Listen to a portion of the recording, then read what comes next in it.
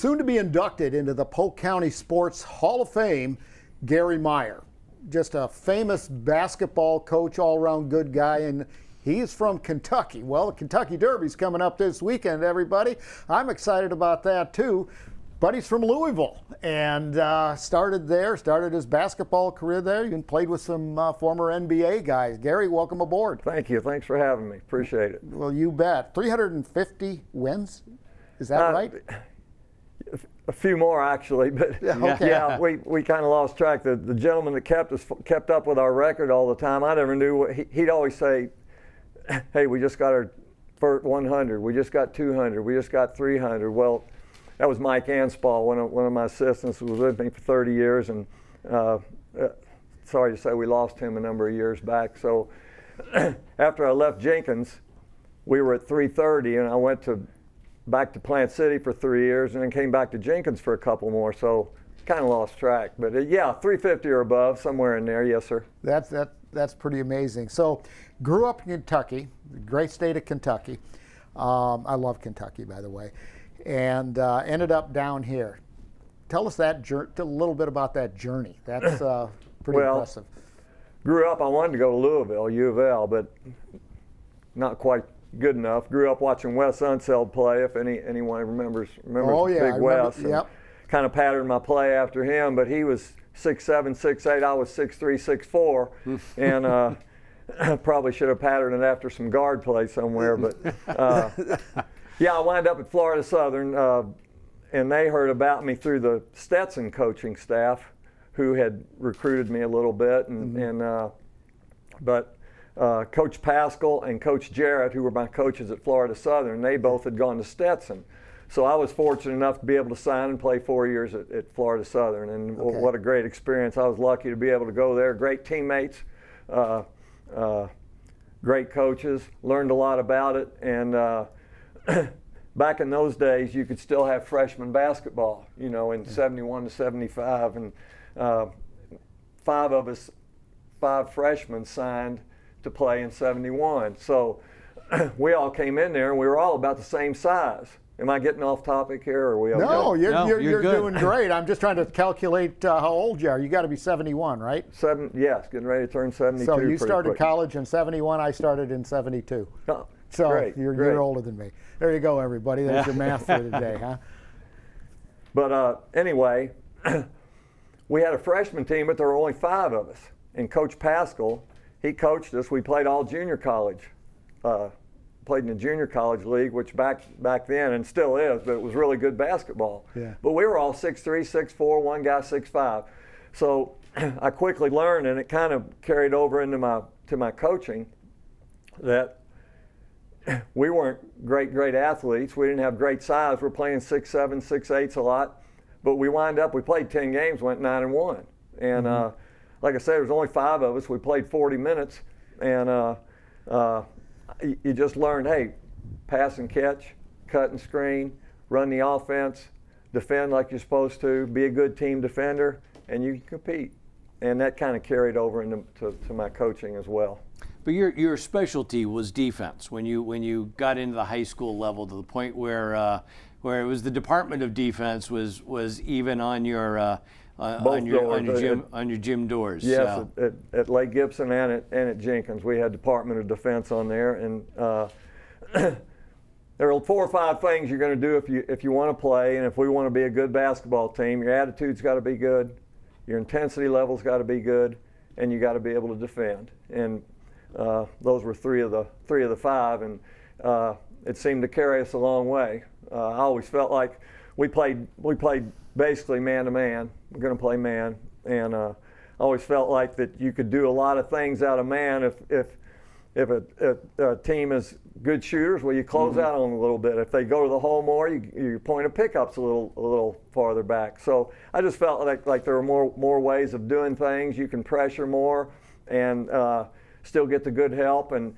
we'd play games where we're playing man the whole game, and they'd run their zone attack for the first 6 or 7 minutes just because we were in a situation where we're off and towards and helping and so on. So I think part of your legacy is going to be as starting new things. So start basketball at Jenkins, start basketball at Lake Gibson, and start the summer league. So tell us a little bit about that summer league. Well, because that's really evolved into being sort of a staple to making Polk County a great basketball power. The guys that run it today have really expanded it and do a great job. I know Darren Collins got into it after I left and went back to Plant City for a couple of years. Terrence McGriff at Bartow does a good job. Auburndale coach does a great job of running it, and I've kind of gotten away. Haven't seen it for a little bit because I've gone back to helping Marcus, a kid that played for me. I've helped him coach, and he took over the girls, so I've been working with the girls. But we ran a little summer league at our place. But yeah, we started it, and there was a gentleman, John Sinclair, and I'm really pleased that they still use the name John Sinclair on the summer league because we started it, and he was a basketball official, and we started at Lake Gibson back in 80, don't hold me to the date, 82, 83, 84, something like that. We started the summer league, and then we carried it over to Jenkins with us when we went to Jenkins. But we named it the John Sinclair Summer League because he started having the officials come and work the summer league, and then he'd tape them and then take them back. It was a teaching experience for the officials as well. And he was a really good guy, and so we lost him a number of years back, and we named the league after him after that. But it expanded the touches for those kids, which today, I mean, that really is an influence on them. Oh yeah. I mean,